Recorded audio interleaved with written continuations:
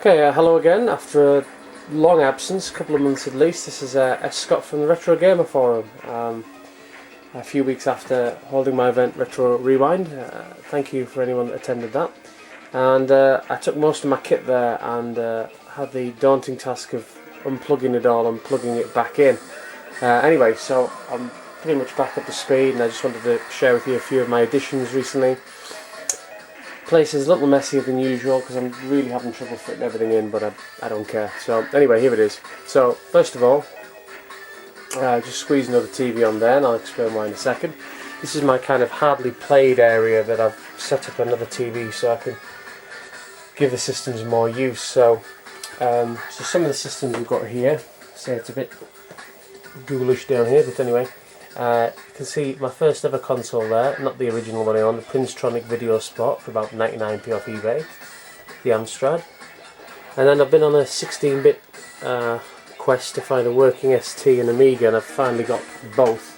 So this is just a bog standard Atari 520 ST, just playing that now. And below is an Amiga A1200, which needs a bit of a little bit of cleaning up, a little bit of love and attention, and I don't know much about expanding them, so I'll have a look into that later. And then just hid under there is a really mint Video Pack G7000, a bit hard to see there, hopefully you can make that out. And my Jaguar there, which is hardly played. So it's moving along. It's a little bit scruffier than I'm normally used to, but a lot of tapes, discs, etc. There's my Virtual Boy there, which works after a couple of people trying to put the carts in with the lids on and sort of jammed them, but it works fine now, so it doesn't matter. A couple of work in progress ST and Amigas. My Woody, which is not actually plugged in now, you can see that there. Unfortunately, it's not died, but it's almost died, but I'll see what I can do with that. Not that I'm a technician or anything. Anyway, I'll just pull back a little bit. This is my three main TVs. I'll put another one up here. So, the light contrast on this thing is shocking, but hopefully you can see. You zoom out a bit. So I've got three TVs set up here, which play a lot of my systems. I was able to tidy up a lot of the cables because the thing was getting a bit messy. So we've got the DC hooked up there. I think we can see down there is a Mega CD with 32X. Beneath that, a bit harder to see, is an Intellivision, my Atari 800XL. And then what I didn't have before, my fairly new Core Graphics. I gave away my TurboGrafx 16 at the Retro Rewind event. It's my DC. You can see there we're running R-Type, or paused R-Type for the Core Graphics. And down here we have the ColecoVision, Xbox, and a Commodore 64. Most people in the US have disk drives for them. They were incredibly expensive over here, so probably even now. So it's got the tape drive. A couple of speakers rigged in, I'll explain why later. Don't think I had a PS2 Slim before. I'm not really that bothered about the PlayStation 2, but God, the zoom on this is shocking. I had a lot of PlayStation 2 games which were either incompatible with the PS3 or were just kind of lying around, so it was only 25-30 quid from GameStation. In the corner there you can see apart from my Den & Hi-Fi, there's a GameCube, Super Nintendo and a PC for all your MAME needs and all that kind of thing. We also have the N64, a bog standard Mega Drive just so I can get the thing up and running straight away, 3DO, and a Saturn with the action replay cart so you can play all your Jap games. Down there as well, got maybe just about to see the Master System Mark 1, very angular, cool looking machine, Spectrum Plus 2, and then right in the corner there's an MSX.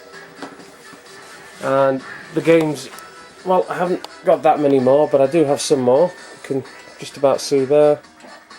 I've expanded one or two collections. The DC collection's kind of frozen. I think probably only bought several games in the last 6 months, so it's not that I'm not bothered about it anymore, but I'm not one of those say I'm not obsessive, well maybe I am, but not obsessive about collecting for one system. So I've kind of left that. The next gen pile sort of expanded quite a lot. Haven't gone crazy since on the PS3 games, but there are about 90 there. Bought very few new Wii games, unless they're cheap, so that's the PS3 stuff. You can just about make out maybe there. Okay, so as I say, not much new for the DC, and I've got to the point as I've run out of space and kind of stacking things, which being kind of very picky about things like this, it really irks me, so I'll have to get some more shelving as I've run out. As I say, I haven't really got into this whole Jap thing yet. 2 or 3 PC Engine games, Sega Saturn games, stuff, but nothing major. Rexfile and Ian Wilson, people like that. I think I've 100 and something Mega Drive games. It's not something I've particularly aimed to collect. I've just sort of picked them up. So there's about 100 titles or so there. I don't know if there are many particular rare ones at all. I wouldn't know.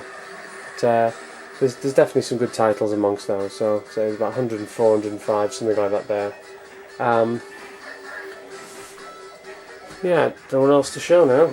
Usual handheld cupboard. I'm not going to show around the back because it's tip. So yeah, so I think that's just about it. Oh yeah, one last thing.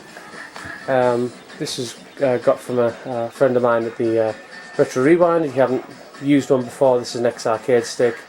It's got a USB connector, so you can connect it mainly to a PC, but also a PS2, and basically, if you see my hand there, it's a pretty big sized arcade stick, so that's pretty cool. So apart from that, I'm going to be starting to post some videos up. I haven't really got around to doing it recently, as I've been working, as most people do, and as I say, I wanted a break after my event. So anyway, that's the games room, and I'm still watching everyone's videos online, making comments where I can, so